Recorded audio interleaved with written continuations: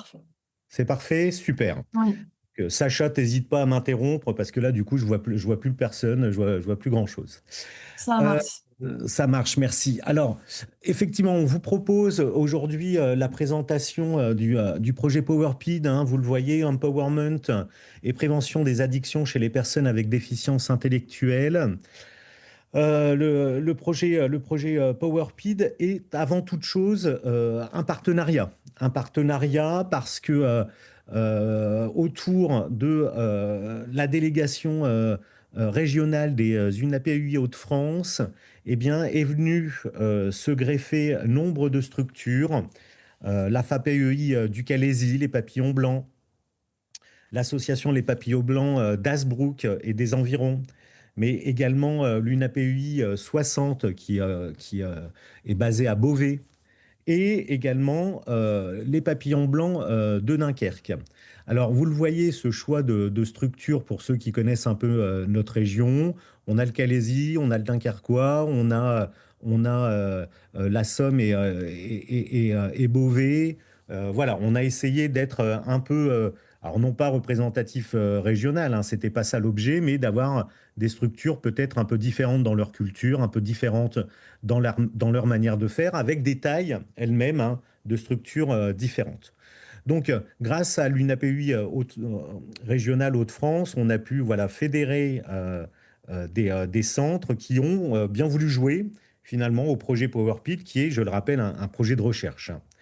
Un projet de recherche qui a associé, parce que je détaillerai le fond du projet tout à l'heure, mais qui a associé l'association Decapulse, Dunkerque Pulse, hein, Decapulse, et comme vous le voyez, vous pouvez le lire, est une maison sport santé reconnue depuis plus de 10 ans, basée à Dunkerque et dans la communauté dunkerquoise, avec une mission, guider les gens dans la reprise d'activités physiques sur mesure, encadrée par des spécialistes. On vous en présentera un, Antoine, qui a été très important dans le projet, encadré donc par des spécialistes formés pour répondre aux besoins individuels. Également, eh bien, Hauts-de-France Addiction, mais je laisse Sacha présenter son association. Merci beaucoup, Christian.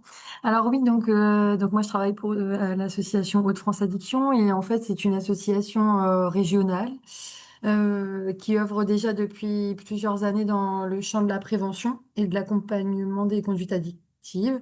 Euh, je peux dire aussi qu'elle intervient auprès des professionnels, des structures et des territoires en fait pour soutenir le développement de la politique de santé. Il y a aussi chez Hauts-de-France Addiction une mission d'appui. Donc moi je fais partie de la mission d'appui qui est soutenue par l'Agence régionale de santé Hauts-de-France et qui en fait accompagne, enfin qui permet d'accompagner les acteurs locaux dans la construction de projets territoriaux, dans des diagnostics des besoins, le déploiement d'actions de prévention, la formation et la montée en compétences des professionnels, et puis des animations, enfin, des dynamiques partenariales. Et bah, pour conclure, je peux dire que Hauts-de-France Addiction joue un rôle de facilitateur et de lien entre les institutions, les professionnels de santé, secteur médico-social, secteur social, enfin voilà, afin de favoriser les approches et puis que ça soit plus efficace. Voilà. Merci Sacha. Vous êtes aussi ambassadeur moins sans tabac, hein, dans la On région. est aussi ambassadeur Moi Sans Tabac, c'est vrai. Merci. Donc vous le comprenez, des acteurs qui forment le terrain, hein, UNAPEI et les Papillons Blancs, des acteurs professionnels, un du sport santé, l'autre des addictions, et deux laboratoires de recherche. Le laboratoire ADEPAS, vous le voyez, de l'Institut catholique de Lille, handicap, autonomie et développement de la participation sociale, avec un psychologue et une sociologue, Cédric Routier et Agnès Darib, qui sont dans ce laboratoire les grands spécialistes, hein, c'est eux le cœur du projet, les grands spécialistes de la recherche participative avec des personnes présentant une déficience intellectuelle. Ils ont une longue expérience de ces recherches participatives. Aujourd'hui, je pense qu'ADEPAS est un des laboratoires de référence en France sur la question du handicap et de la recherche collaborative. Alors le LEM est mon laboratoire, c'est un laboratoire de l'université de Lille où effectivement, avec quelques collègues, on commence à développer un pôle. Enfin, je suis dans économie des drogues depuis longtemps, mais où on commence à structurer un pôle de recherche en économie des drogues et des conduites addictives. Ce partenariat, il a été soutenu dans le projet PowerPit par pour la recherche en santé publique, l'IRESP, qui dépend de l'INSERM, et qui nous a octroyé une subvention après appel à candidature, hein, appel à projet 2021, vous le voyez, ça date de 2021, de recherche pour lutter contre les usages et les addictions aux substances psychoactives. Donc le consortium qu'on a monté a répondu à cet appel avec un budget assez conséquent, sur 3 ans, et pour rien vous cacher, hein, à hauteur de 523 000 euros. Voilà, PowerPit, c'est un partenariat financé par l'INSERM et l'IRESP. Alors, un partenariat qui consiste, et un projet de recherche qui consiste en quoi? Qui consiste en 3 étapes d'1 an chacune, avec une première étape où on a été dans la structure calaisienne de Calais avec des gens volontaires, j'y reviendrai, eh bien, construire, voire adapter des outils d'autonomisation à destination de eux-mêmes, donc de personnes en situation de handicap intellectuel, dans le but de prévenir ou de réduire les risques de leurs conduites addictives via un vecteur qui s'appelle la promotion des activités physiques, de l'activité physique adaptée. Voilà dans les grandes lignes, je reviendrai dessus si vous le désirez. Donc un premier pôle à Calais où on a travaillé avec des gens pendant 1 an à la construction d'outils autour de l'activité physique adaptée pour prévenir les conduites addictives. La seconde étape du projet était de déployer les outils créés par les personnes sur 3 centres, les 3 autres centres partenaires, donc Hasbrook, Dunkerque et Beauvais. Donc, déploiement des outils d'autonomisation auprès de 3 centres. Et ici, eh bien, les mesures qualitatives et quantitatives de l'autre côté commençaient. Je reviendrai dessus, je vous présenterai évidemment quelques résultats. La troisième étape, alors on y est, hein, on est en train d'éplucher tous les matériaux qu'on a pu récolter, évaluation des effets à travers, le but est de publier hein, des articles scientifiques, donc une valorisation scientifique, associative et citoyenne, comme eh bien, nous sommes en train de le faire actuellement avec Sacha.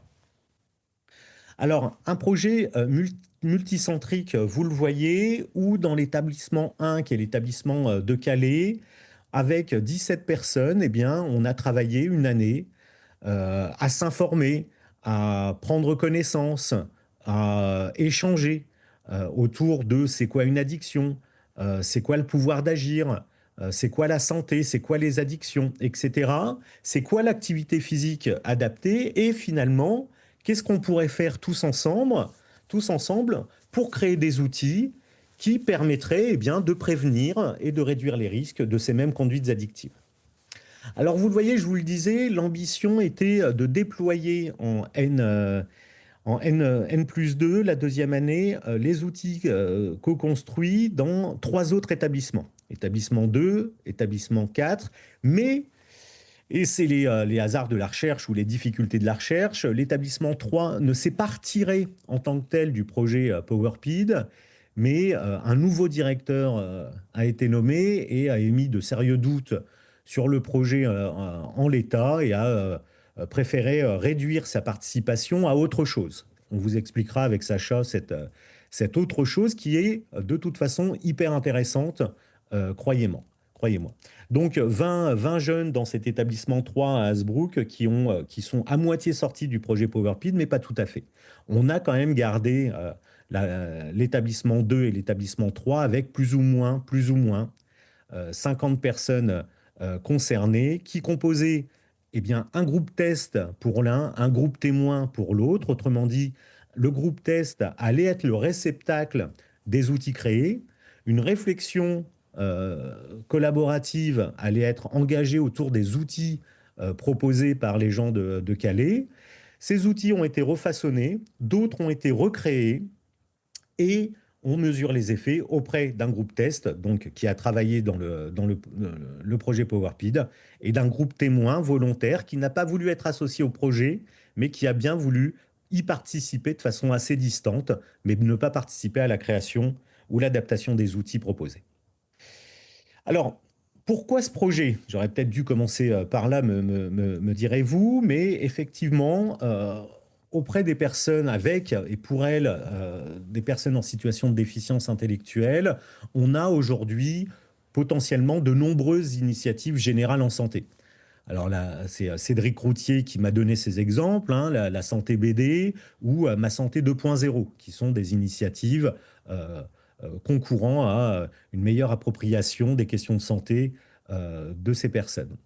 Alors, la prévention du cancer, une expertise collective de l'INSERM le disait aussi, hein, la prévention des cancers est encore insuffisante auprès de ces populations, que ce soit pour les cancers attribuables au tabac, à la consommation d'alcool ou d'autres substances addictives.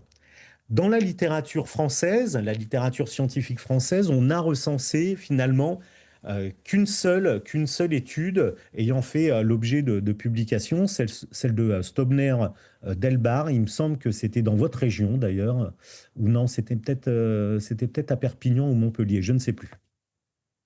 Donc, un programme de prévention de la consommation de tabac, de l'usage de tabac, à visée de singularisation plutôt très intéressante, mais qui ne ciblait pas l'autonomisation, le pouvoir d'agir des personnes concernées. Donc, finalement, on s'est rendu compte qu'il y a des initiatives, mais qu'il y a peu de recherche scientifique autour de ces questions, peu d'outils évalués autour d'une prise en main de la santé par les personnes concernées elles-mêmes sur des questions de conduites addictives. Alors, les personnes avec une déficience intellectuelle et leurs conduites addictives. Ce qu'on sait de la littérature internationale, et je souligne de la littérature internationale, c'est que les prévalences de comportement ou d'usage sont légèrement plus faibles qu'en population générale, avec des modulos autour de l'âge, du genre, de la sévérité de la déficience et du lieu de vie. Également, ces comportements, ces conduites addictives vont être associés, et encore une fois, c'est la littérature internationale qui nous le dit, à des problèmes comportementaux, voire émotionnels. Également, les personnes ont une faible connaissance ou de faibles connaissances sur les conséquences de leur consommation et semblent avoir des croyances peut-être erronées vis-à-vis de vertus thérapeutiques de certaines substances. Alors, non pas inclus dans le projet PowerPid, mais grâce à un autre financement de notre ARS régionale, en lien avec la délégation régionale UNAPEI Hauts-de-France, nous avons conduit une enquête euh, euh, sur la consommation des substances psychoactives des personnes souffrant d'une déficience intellectuelle. Alors, l'échantillon se compose d'environ 1 millier de personnes, soit vivant en foyer, soit travaillant en ESAT, avec une prédominance quand même de travailleurs en ESAT. De mémoire, ils sont entre 700 et 800, dans la région des Hauts-de-France, où finalement un groupe de pairs, l'association Nous aussi, a traduit en FALC le questionnaire du baromètre de Santé publique France. Alors je remercie les collègues de Santé publique France de nous avoir envoyé le questionnaire complet et autorisé à le traduire en facile à lire et à comprendre. L'idée étant que ce sont les pairs dans certains foyers et certains ESAT qui ont fait passer le questionnaire, ou si des difficultés dans certaines structures pouvaient apparaître, eh bien, c'était les éducateurs spécialisés, voire les IDE qui passaient le questionnaire, le thermomètre de la santé. Alors, quelques résultats rapidement. Auprès de 1000 personnes, c'est, à ma connaissance, hein, l'enquête épidémiologique la plus solide réalisée en France à ce jour. L'usage quotidien hein, de tabac concernait 20,4% des répondants. Les répondants sont majoritairement adultes. L'échantillon est plutôt bien balancé en termes de genre, On a un peu plus de 1% des répondants qui ne se réclament d'aucun genre, ni homme ni femme. On avait mis ni homme ni femme dans le questionnaire. Voilà, donc 20,4% d'usage quotidien de tabac, 3,5% d'usage quotidien d'alcool et 1,1% d'usage quotidien de cannabis. Alors, ces prévalences sont effectivement, comme confirme la littérature internationale, elles sont moindres qu'en population générale, excepté pour le cannabis, où, de mémoire encore une fois, il me semble que pour le cannabis, on est à 1,3% de prévalence en population générale. Donc presque identique pour le cannabis, avec cette particularité qui nous a finalement pas tant étonné que ça, c'est que les modes de consommation semblent identiques qu'en population générale. En tout cas, le nombre de cigarettes fumées moyen est identique en population générale, tout comme les verres d'alcool bu. Alors, je vous invite, sans en faire publicité excessive, hein, à aller voir les articles qui ont été publiés de cette enquête épidémiologique. Ici, dans le BEH, vous le voyez, de novembre 2024, où, eh bien, si on creuse un peu, euh, vous le voyez, c'est la fin des résultats. Une part importante des fumeurs, souvenez-vous, on est dans les Hauts-de-France, quasiment un sur 3, déclarent acheter son tabac à l'étranger et en l'occurrence en Belgique. Également, d'autres questions qu'on avait interrogées, 45% des fumeurs disent avoir connaissance du mois sans tabac. Personne, personne, alors que quasiment la moitié a connaissance du mois sans tabac, personne ne s'y est engagé. Un autre article, moins porté sur le tabac, mais sur l'ensemble des produits, eh bien, voilà, le genre ainsi que la situation professionnelle et financière sont associés à ces usages.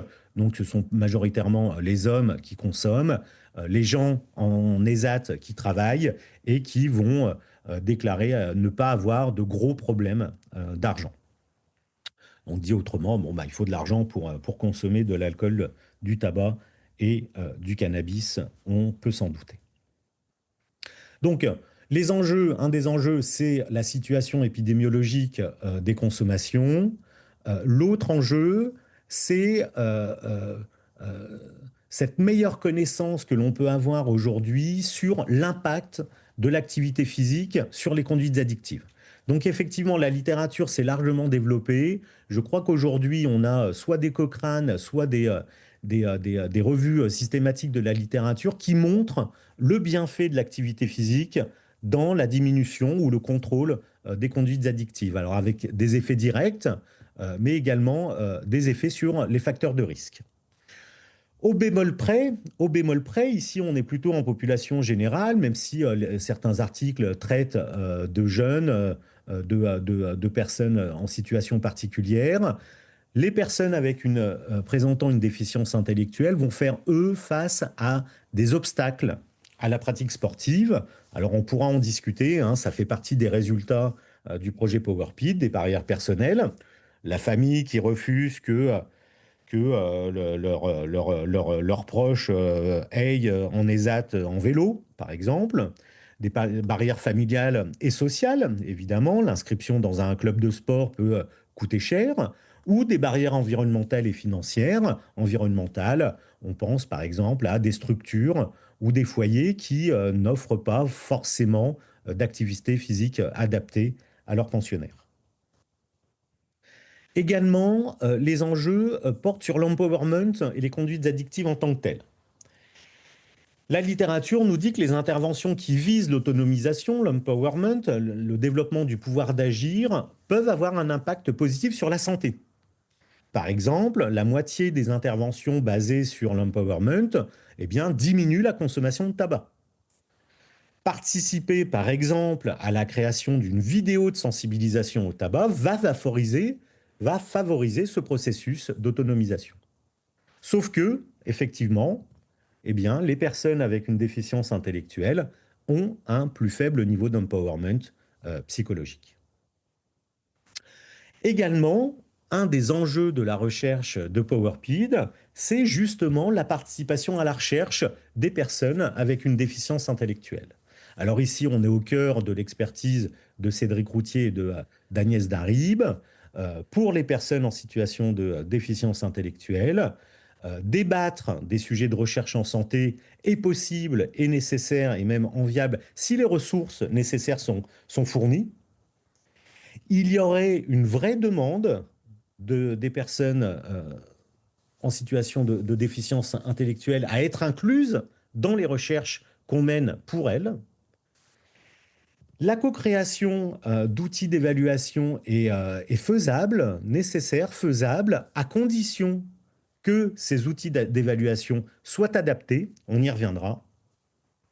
Et finalement, eh bien, on peut augmenter l'autonomisation des personnes en déficience intellectuelle en matière de recherche, avec le point important, c'est que soient mises en œuvre des méthodes créatives, innovantes, concrètes, pour justement co-créer des interventions en santé avec et pour les personnes en situation de déficience intellectuelle.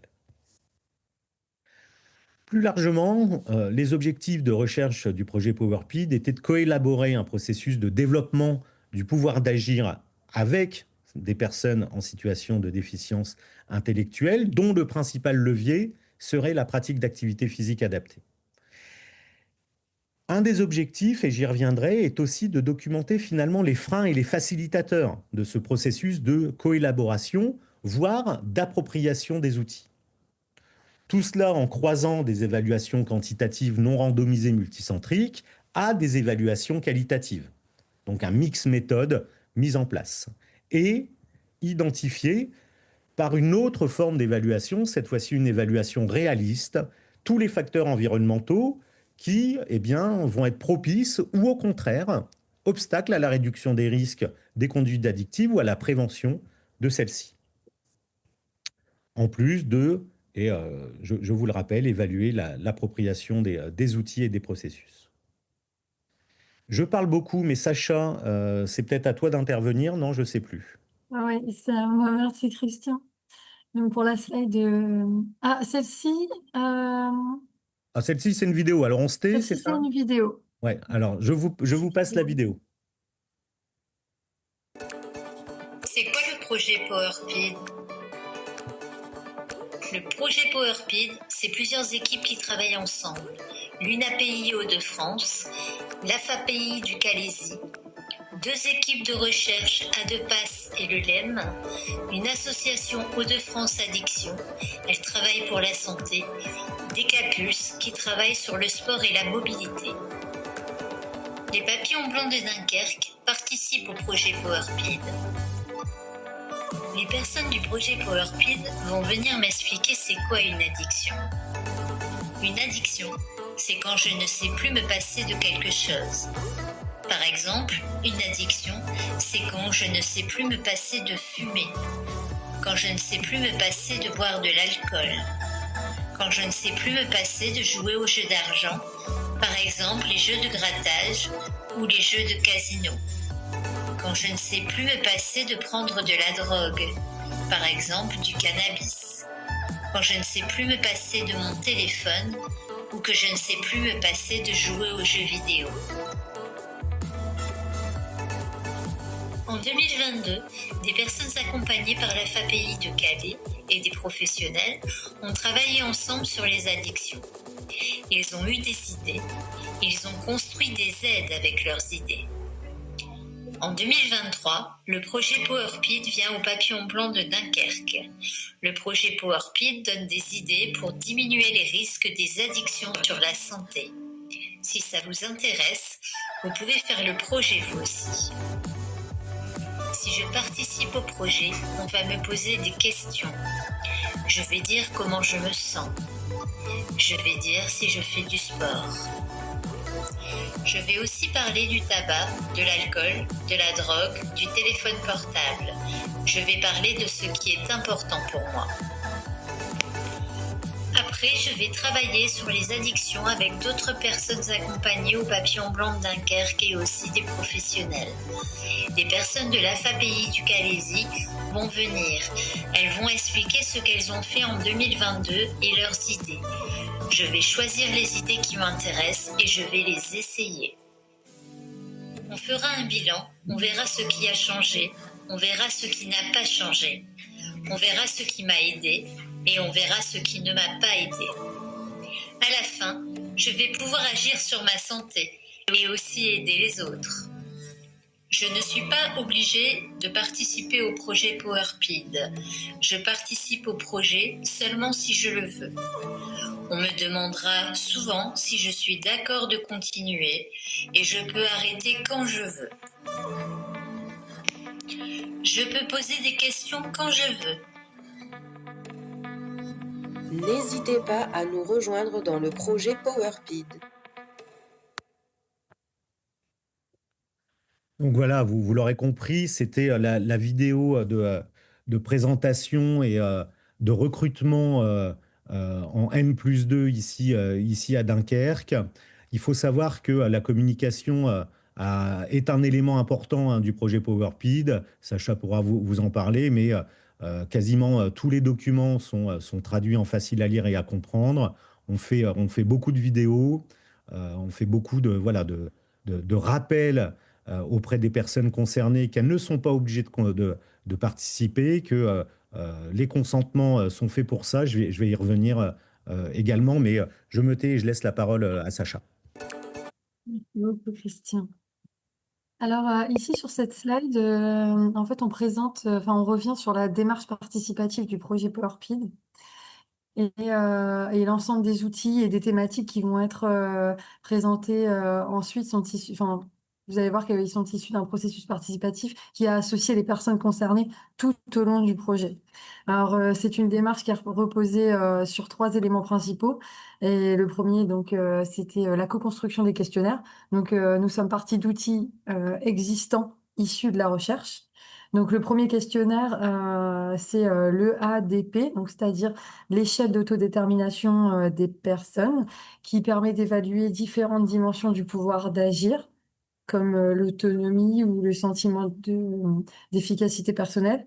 Et puis ensuite, un deuxième questionnaire, donc BREQ, la BREQ-2, donc Behavioral Regulation in Exercise questionnaire. Donc, il y a un questionnaire qui permet d'analyser les différents types, cette fois de motivation à la pratique de l'activité physique. Ouais. Ces outils ont été présentés aux participants à chaque fois, et puis un travail collectif de reformulation a été mené également à chaque fois pour intégrer vraiment tous les usagers dans nos démarches. Les items et les modalités de réponse ont ensuite été adaptés afin de permettre une utilisation réellement accessible par eux. Ensuite, il y a eu les focus group, qui est un autre élément principal, qui ont été organisés aussi tout au long du projet et qui ont constitué des espaces d'échange et de co-création, pardon, mais aussi des temps de recueil de données qualitatives. Et c'est des éléments qui ont permis d'ajuster les outils tout au long du projet, en complément avec d'autres évaluations quantitatives qui ont eu lieu. Et puis, ces échanges-là ont permis de faire émerger de nouveaux thèmes et qui sont venus d'ailleurs des usagers eux-mêmes, c'est-à-dire discuter de l'usage du sucre, de l'usage des écrans ou encore un accompagnement par les pairs sur ce sujet-là. Ouais. J'ajoute effectivement même le questionnaire de l'enquête quantitative pardon, a été retravaillé avec des participants au projet PowerPid. Et ici, c'était plutôt l'ajout de questions sur la consommation de boissons énergisantes et effectivement les écrans, boissons énergisantes, écrans. Merci. Ici, alors, je ne sais pas si tu peux mettre la première Ouais. slide, voilà. Alors cette slide, elle va présenter, donc vous allez voir à la fin, il y aura voilà. Il y a 2 productions du projet PowerPid qui sont la lettre d'information et le formulaire de consentement. Il s'agit des outils issus de la recherche, encore une fois, qui ont été adaptés pour être directement compréhensibles par les personnes concernées. La lettre d'information, elle explique ce qu'est le projet PowerPid, qui le porte, à quoi il sert, avec des formulations très simple et accessible. Ça permet aux personnes de comprendre ce à quoi elles sont en train, enfin, ce dans quoi elles sont invitées à participer, ce à quoi elles vont s'engager, quoi. Et puis, il y a le formulaire de consentement qui est également rédigé de manière accessible, qui précise comment participer au projet, rappelle que la participation est volontaire, indique que les personnes peuvent poser des questions ou changer d'avis tout au long du projet aussi. Et on peut dire que l'objectif de ces outils, c'était de permettre un consentement vraiment éclairé pour les usagers et les participants au projet, et que ça donnait bien à toutes les personnes les informations nécessaires pour comprendre le projet et de savoir si elles avaient envie ou non d'y participer. Ouais. Avec, je complémente avec effectivement hein, ce bémol qui est déjà identifié, vous le voyez dans la littérature scientifique, le collègue là, Stéphane Hansfield, canadien, qui écrit effectivement sur la formulation du consentement auprès de personnes en déficience intellectuelle. Je crois que le titre de son article dit tout. Je comprends pas, signe à ma place. Et en toute transparence, effectivement, cette phrase, on l'a entendu dans le projet PowerPid. Merci, Christian. Alors, les questionnaires, Sacha. Oui, alors les questionnaires, donc là, comme je vous l'ai dit, donc des questionnaires issus de la recherche, modifiés pour être utilisables par des personnes ayant une déficience intellectuelle. Donc d'un côté, à gauche, vous avez le ADP, donc échelle d'autodétermination des personnes. C'est un questionnaire qui permet d'évaluer différentes dimensions liées au pouvoir d'agir. Il comprend des items portant sur l'autonomie. Vous pouvez voir hein, le pouvoir d'agir, l'autoréalisation, le sentiment d'efficacité, la motivation et le sentiment d'être soutenu. Et le nombre d'items par dimension est indiqué entre parenthèses sur la slide. Euh, donc les modalités de réponse ont été adaptées avec soit une échelle de Likert, c'est-à-dire en trois points, soit une échelle dichotomique, et celle-ci c'est en 2 points, comme un oui-non, afin de faciliter la compréhension et la réponse. Christian, tu me reprends s'il y a besoin. Non, non, c'est très bien, oui, oui. De l'autre côté, merci, à droite, donc vous avez le questionnaire, donc Behavioral Regulation in Exercise questionnaire. Ça, c'était plutôt pour savoir la motivation en fait à la pratique de l'activité physique. Ouais. Et donc vous pouvez voir qu'il y a régulation externe. Donc là, c'est plutôt j'agis sous contrainte. Euh, la, la régulation introjectée, c'était j'agis par culpabilité. Euh, la motivation, bah, c'était j'ai aucune motivation du tout. La régulation intégrée, c'est j'agis par cohérence avec mes valeurs. Et puis il en manque une que j'ai pas indiquée. Intrinsèque, c'était j'agis par culpabilité. Ouais. Donc voilà, et là aussi avec une échelle de Likert en 3 points, enfin les modalités de réponse sont adaptées avec une échelle de Likert. Ouais. Et peut-être que Alors Christian, ça, tu peux peut-être donner plus d'infos. non, non. Bah, C'est... ouais, je vais y venir sur quelques résultats Ok, issus des questionnaires. Donc ça, c'est les outils de recherche, hein, ouais. en fait, en tant que tels, modifiés, adaptés, avec et pour les personnes. On passe ici à des outils conçus par et pour les personnes, mais Hmm. peut-être pas pour la recherche en tant que telle, mais voilà. Alors, quelques vidéos ont été produites. Ouais. Sacha, Donc là, ici, je pense pas qu'on puisse lancer les vidéos. je lance après celle-là. Ouais, mais du coup, je pense que tu peux déjà passer à la slide suivante parce que du coup, je vais expliquer les deux en même temps et dont le petit...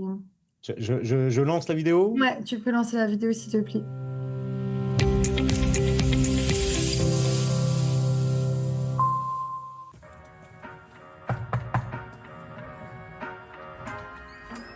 Eh bien, Thio, on va se changer une bière.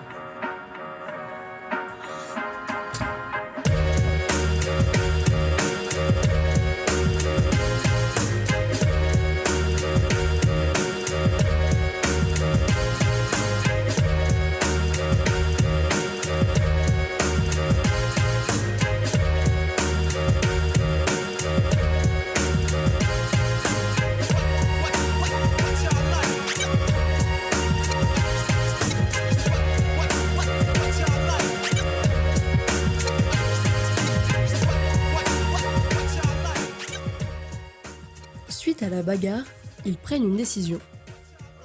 On l'arrête la colle, hein. Ouais, derrière. Alors, on arrête le bagarre aussi. Ouais, bagarre aussi, ouais. C'est trop méchant le bagarre avec la bière. Oui, eh ben, je vais. Oh, on arrête la bière. Pour ne pas penser à l'alcool, il décide de s'occuper.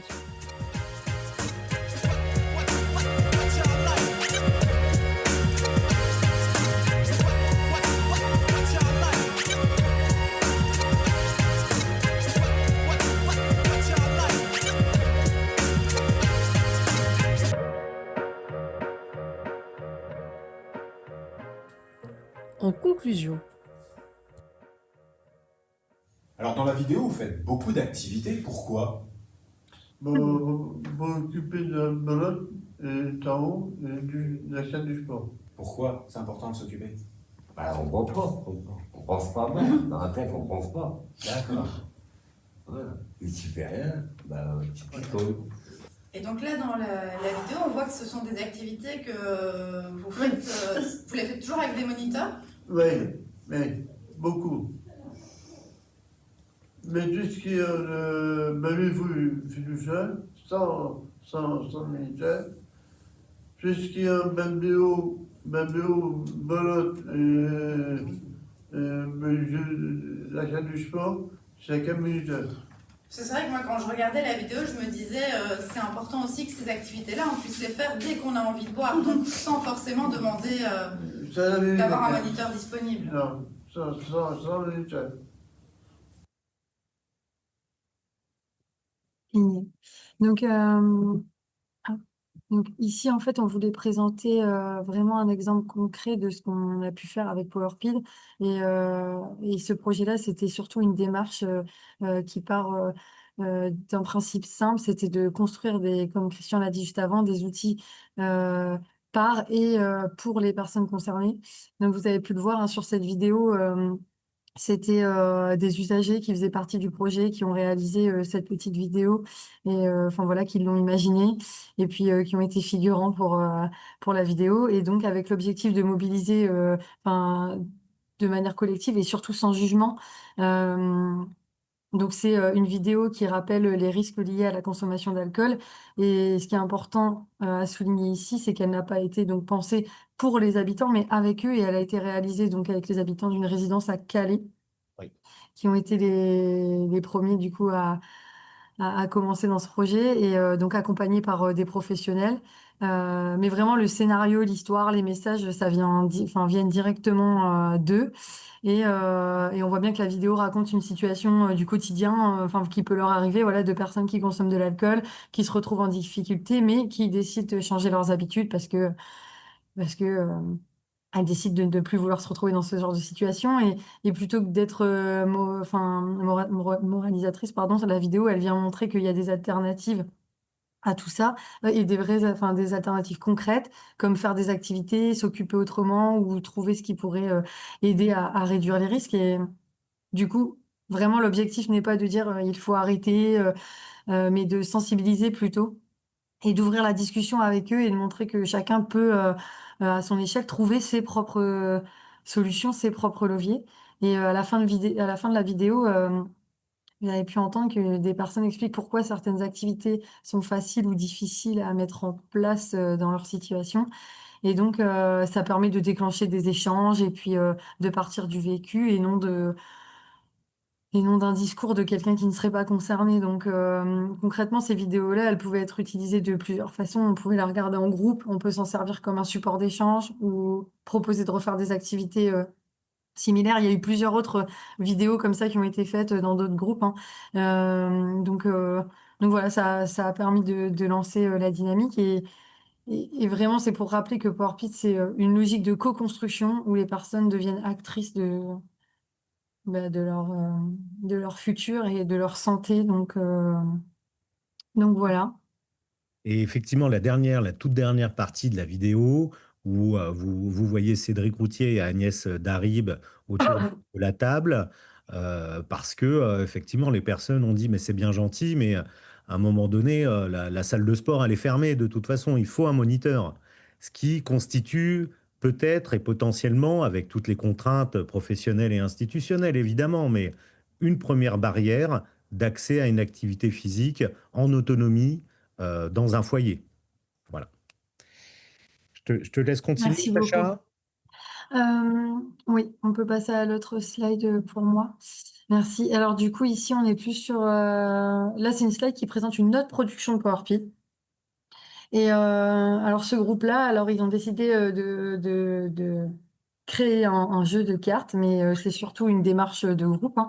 Et en fait, à l'origine, c'est un groupe qui nous a indiqué un besoin très précis. En fait, pas le fait de parler de leur propre addiction, mais de vouloir mieux comprendre les addictions de leur entourage et de pouvoir aider voilà, leurs proches dans leurs propres addictions. Donc, ils voulaient se renseigner, ils voulaient avoir des infos, etc., pour ensuite pouvoir aller aider autour d'eux. Et donc le point de départ n'était pas de parler de leur propre conso, mais de réfléchir à la manière d'accompagner les proches. Et le groupe a d'abord, en priorité, du coup, il a été sensibilisé aux différentes addictions, hein. Alcool, drogue, tabac et même aux écrans, hein, pour qu'ils aient le plus de billes possible. Donc, et aux mécanismes à l'œuvre et à la notion de réduction des risques.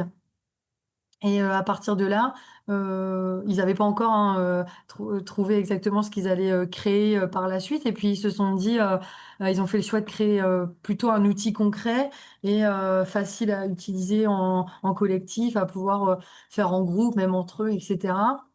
Et puis bah pour pouvoir, enfin, que ce soit aussi un peu ludique, quoi, et pas que de la leçon, etc. Donc, qu'une leçon de il faut pas fumer. Donc, le jeu s'appuie sur des situations, vous pouvez le voir en bas, je sais pas si vous arrivez à bien lire, mais ça s'appuie sur des situations réelles ou réalistes du quotidien. Donc, vraiment, ils ont pensé eux-mêmes chaque carte, hein, et vraiment en se disant, bah, j'ai déjà vécu ça, donc on pourrait peut-être le mettre dans le jeu. Donc, par exemple, le fait d'être avec un ami, un proche qui fume, et chaque carte propose une situation et plusieurs pistes de réaction possibles.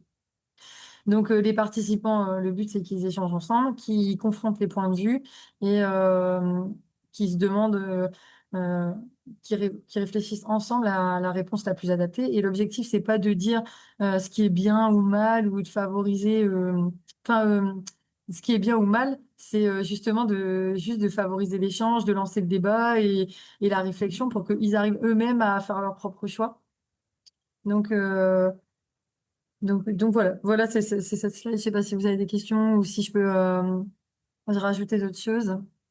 Mais je pense que de mon côté, j'ai expliqué Ça marche. tout ce qu'il fallait. Ouais. Alors, on en discutera pendant les questions, mais on est, enfin, normalement, c'est à Hasbrook, c'est un éducateur spécialisé et le groupe de personnes concernées, groupe de personnes qui sont plutôt jeunes, qui Mhm. sont plutôt autonomes, qui, et vous le voyez, hein, sait mobiliser l'intelligence artificielle pour générer des images. Alors, ça nous pose un peu de problème en termes de propriété intellectuelle à ce stade, mais les choses vont s'améliorer. Le jeu de cartes est en production, peut-être, Sacha, ou pas? Bah, le jeu de cartes est en production. Moi, j'en ai un exemplaire ici. Je sais pas si vous voyez. Bah, tu montreras après. Ouais, Ouais. voilà. Donc voilà, on a le prototype entre les mains et puis on est en train de voir comment on pourrait, enfin, de financer en tout cas le fait de pouvoir en créer quelques-uns et enfin en imprimer quelques-uns. Mais justement, c'était toute une discussion sur le fait de qu'est-ce qu'on en fait, quoi. Est-ce que parce que eux, ce qu'ils auraient aimé les usagers, c'est de pouvoir l'offrir, en fait, enfin voilà, de pouvoir le donner. Sauf que bah malheureusement, ça a un coût aussi le fait de l'imprimer. Donc on est en train de réfléchir à tout ça. Est-ce qu'on le met, il va être aussi sur la plateforme, enfin sur les sites internet PowerPid et ils peuvent être aussi sur ils seront aussi sur Hauts-de-France Addiction. Donc Oui. après, s'il y a des structures qui veulent s'en munir, ben, ils peuvent aussi faire leur impression eux-mêmes et pouvoir bénéficier du jeu. Mais voilà, il y a encore toute cette partie-là à, à Ouais. éclairer parce que voilà, il faut obtenir aussi des financements, évidemment. Ouais. Il y a le mode d'emploi, hein, vous inquiétez pas. Allez, Oui, j'avance. il y a un mode d'emploi. Ouais, ouais. Les vidéos à regarder ensemble. Oui. C'est toi, c'est moi, ça? C'est toi? Bah, c'est moi, j'ai Allez, regardé un vas-y. petit peu aussi. Donc, cette slide, ça présente des outils à destination des professionnels et plus précisément des vidéos à regarder ensemble. C'est des vidéos qui sont conçues comme des supports d'accompagnement à Ouais. utiliser dans le cadre de séances. que ce soit collective ou avec des temps partagés avec les personnes concernées en fonction de comment les éducateurs, enfin, ou les éducateurs sportifs gèrent dans leur structure. Et en fait, elle propose des situations simples et accessibles autour de l'activité. Donc là, vous pouvez le voir, enfin, montée de genoux, etc. Ou des scènes du quotidien comme la marche. Et les consignes sont formulées de manière très claire, euh, avec des supports visuels et des messages assez simples pour que tout le monde puisse comprendre, que tout le monde puisse comprendre et puis s'en munir. Oui, Sacha, excuse-moi. Pas de souci, t'as bien fait d'envoyer la vidéo.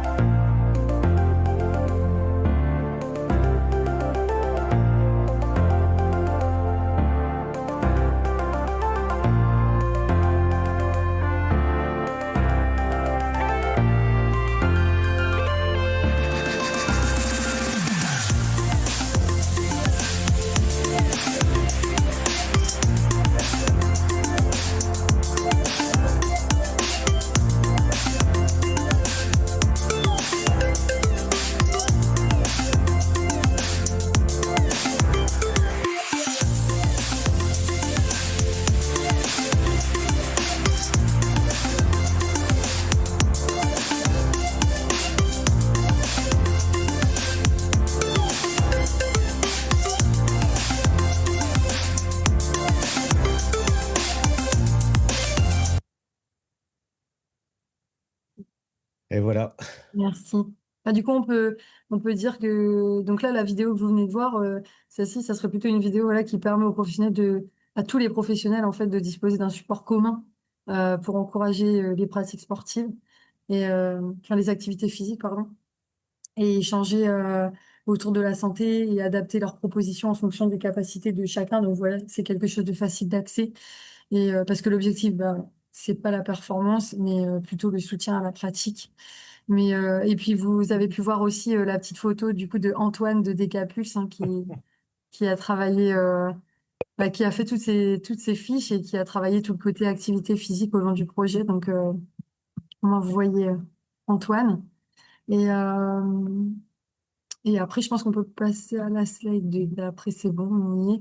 Donc des affiches d'activité ici voilà c'est toujours Antoine qui est sur la danse.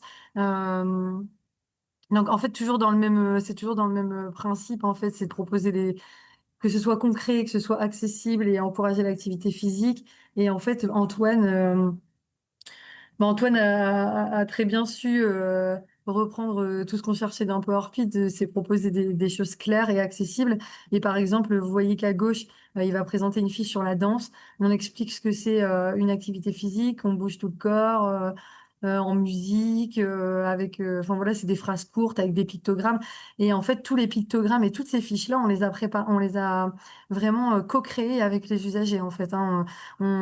Antoine avait en tête quelques activités, enfin voilà, eux, enfin par rapport à ce que eux nous avaient dit qu'ils aimaient faire, et puis après on est allé avec eux avec nos fiches et on leur a dit ben vous auriez besoin de quoi comme pictogramme pour comprendre cette phrase-là, etc. Pour ceux qui savent pas forcément lire. Donc voilà, tout était vraiment adapté à chaque fois et on n'est jamais reparti euh, sans avoir fini l'entièreté de la page pour que tout le monde puisse comprendre exactement. Et à chaque fois, on a adapté, peu importe la difficulté qu'on a rencontrée, on est allé jusqu'au bout pour détailler au plus loin les pages et que tout le monde puisse s'en munir et puis profiter, quoi. Et puis à droite, bah, vous avez un autre exemple, celui de la marche. On en a déjà parlé tout à l'heure.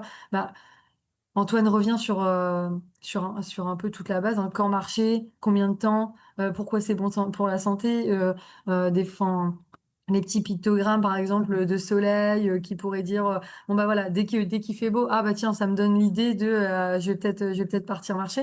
Donc voilà, c'était vraiment enfin, l'idée était d'être dans une pratique rassurante, motivante, compréhensible.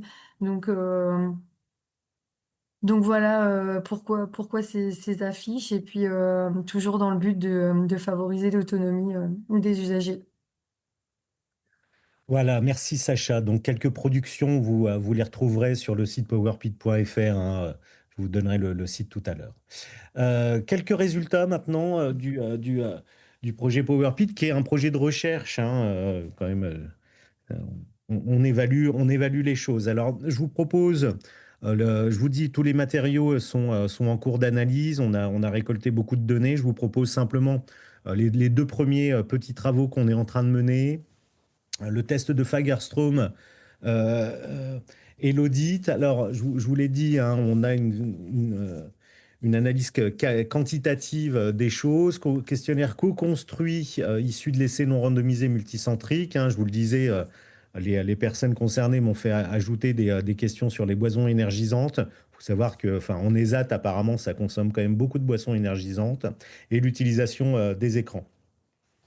Un souci qu'on a rencontré finalement, qui est assez simple en épidémio, c'est les tests de dépendance, que ça soit à la nicotine ou à l'éthanol. Et ben, dans la littérature scientifique, on ne trouve pas de l'audit ou du Fagerström, on ne trouve pas de validation auprès de personnes en situation de déficience intellectuelle. Ce qu'on a fait, c'est qu'on a testé le Fagerström et l'audit auprès de 100 participants avec le questionnaire, hein, le Fagerström et l'audit, mais également, alors passation par les infirmières diplômées d'État des structures ou des centres. Alors, une était connue des personnes, c'était leur infirmière, grosso modo, en centre. L'autre était inconnue, mais spécialisée, hein, travaillait quand même dans une structure, une APUI, mais pas particulièrement dans le centre où le questionnaire a été passé. Les infirmières ont expliqué naturellement les questions du questionnaire, mais elles ont également utilisé, hein, quand c'était nécessaire, des vignettes ou des images pour bien faire comprendre le questionnaire co-construit. Pour valider le Fagerström et l'audit, on a mesuré le CO expiré et pris des mesures du rythme cardiaque. Alors, je vais vous proposer simplement les résultats sur le Fagerström et le CO expiré pour le rythme cardiaque et l'audit. C'est en cours d'analyse, mais les résultats sont moins convaincants. Alors, le test de Fagerström, je vous le rappelle, hein, ici en 6 questions. Le matin, combien de temps après vous êtes réveillé fumez-vous votre première cigarette? Trouvez-vous qu'il est difficile de vous abstenir? Combien de etc., etc., etc. Fumez-vous à intervalles plus rapprochés durant... Dit autrement, le Fagerström, il est compliqué à comprendre. Il est finalement extrêmement compliqué à comprendre. Et pour s'assurer de la compréhension, même si la passation du questionnaire est réalisée par une personne, une IDE par exemple, ou une experte en addiction, eh bien, on a voulu confronter les répondants ou les réponses au CO expiré. Alors, je vous passe les résultats, mais effectivement, notre conclusion, c'est qu'en fait, on a une très forte corrélation entre le CO expiré et les réponses au Fagerström qui mesure le degré de dépendance à la nicotine. Donc, là, on est en voie de finalisation de l'article, hein. Le Fagerström est un outil valide et faisable pour estimer le niveau de dépendance à la nicotine parmi les personnes présentant une déficience intellectuelle, ce qui est quand même rassurant. Je vous dis, nos résultats sont moins conclusifs concernant l'audit, mais la mesure physiologique n'est certainement pas la bonne ou pas assez précise. Deuxième résultat que je peux vous proposer, c'est un article en cours d'écriture. On est en train d'éplucher les résultats, motivation à la pratique sportive et pouvoir d'agir chez les personnes présentant une déficience intellectuelle. Voilà, Cédric Routier, Alexandra Struff, qui était notre postdoc sur le projet, Agnès Darib, Sacha ici présente, et moi-même. Alors, cet article résulte de l'analyse qualitative avant-après, entre T1 et T2, à travers les focus group et le travail sur les outils dont vous a parlé Sacha, et on exploite les questionnaires EADP et BREC, pas BRED, mais BREC 2 modifiés. Alors, quelques résultats. Entre T1 et T2, eh bien, la motivation à la pratique sportive s'améliore très nettement. Ainsi que le sentiment d'efficacité. Vous le voyez, entre T1 et T2, effectivement, le fait que le projet PowerPid soit intervenu auprès des personnes, eh bien, a augmenté leur motivation à la pratique sportive et leur sentiment d'efficacité, de même que leur pouvoir d'agir et, dans une moindre mesure, leur sentiment d'autoréalisation. Alors, on a des résultats un peu moins tranchés et un peu moins positifs concernant la motivation extrinsèque qui ne bouge pas. Paradoxalement, le fait que le projet PowerPid soit intervenu et qu'on ait travaillé avec et pour les personnes concernées, leur soutien social perçu décroît. De même que leur autonomie, mais dans une moindre mesure. Et également, leur motivation intrinsèque à la pratique sportive semble légèrement diminuer. Alors, je vais m'arrêter là. On est en cours d'interprétation de ces résultats, somme toute assez complexes, mais je tiens aussi à pointer les limites de cette première analyse qualitative. On est sur quand même un petit échantillon, 20 individus. On a connu, et Sacha pourra le témoigner, une forte attrition. On a eu une perte importante de personnes entre le T1 et le T2. Ce qui ne signifie pas, qu'on soit bien d'accord, même si ça va être difficile à vendre scientifiquement, ce qui ne signifie pas que le projet PowerPid n'a pas eu d'impact ou d'influence. Certaines personnes qui ont quitté le projet PowerPid entre T1 et T2 vous disent « Ah non, mais super, en fait, j'ai tout compris, ça m'a aidé, merci, au revoir ». On a des gens qui, dès la première réunion de recrutement, qui consistait à recruter, se sont dit « Ah oui, tiens, les addictions, ah oui, le tabac ». Et ils ont demandé à leur IDE et leur médecin eh bien, de rentrer dans un processus de sevrage nicotinique. Donc, ils n'ont pas participé au projet PowerPid, mais le projet PowerPid, finalement, rien que d'en parler, a libéré une certaine parole. Donc, encore une fois, tout ceci est interprété sur le papier avec les limites inhérentes. Plus généralement, et je finirai rapidement aussi là-dessus, les limites du projet en tant que tel, on les connaît dans leur globalité. On a un fort sentiment chez les personnes concernées de désirabilité sociale, un sentiment, une volonté de désirabilité sociale qu'il faut gommer à chaque rencontre. Dit autrement, on n'attend pas de réponse, on est en posture de collaborateurs, non pas de chercheurs, pas de lien hiérarchique, pas d'attente spécifique, mais il faut constamment rappeler aux personnes qu'elles sont libres de décider, qu'elles sont libres de choisir leurs réponses, qu'elles sont libres de faire ce qu'elles veulent. Avec une autre limite, mais ça c'est plus généralement une mesure quand même compliquée, difficile du développement du pouvoir d'agir, même si on a des échelles validées, modifiées avec et grâce aux personnes. On vous l'a dit, l'absentéisme dans les groupes est peut-être aussi compliqué. La passation de questionnaires dans les structures avec le personnel professionnel est aussi compliqué à organiser. Et finalement, vous l'avez compris, on est multicentrique. Chaque centre a son propre fonctionnement, sa propre culture. Une organisation complexe du projet PowerPid sur plusieurs sites avec des fréquences variables des interventions. Mais ça, je pourrais vous en parler si ça vous intéresse. Alors, en conclusion, je serai encore assez large parce que le projet PowerPid est en cours d'exploitation dans ses résultats scientifiques. Je rappelle quand même qu'on a 1 million de personnes en situation de déficience intellectuelle en France, selon la dernière expertise collective de l'INSERM. Il ressort que ce million de personnes a des conduites addictives moindres qu'en population générale, mais j'ai envie de dire comme tout le monde.